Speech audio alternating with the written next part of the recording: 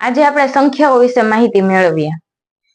સૌથી નાની પ્રાકૃતિક સંખ્યા 1. પ્રાકૃતિક સંખ્યામાં કોનો સમાવેશ થાય? તો કે 1, 2, 3 એવી રીતે અનંત સુધી જે સંખ્યા હાલી એમાં પ્રાકૃતિક સંખ્યાનો સમાવેશ થાય. પૂર્ણ સંખ્યામાં 0 ઉમેરી દેવાનો અને 1, 2, 3, 4, 5, 6 સૌથી નાની પૂર્ણ સંખ્યા તો કે 0. હવે આપણને વિચાર આવે કે આ 0 ના શોધક કોણ હશે? તમને ખ્યાલ છે તો કોમેન્ટની અંદર જણાવો તો 0 ના શોધક કોણ છે?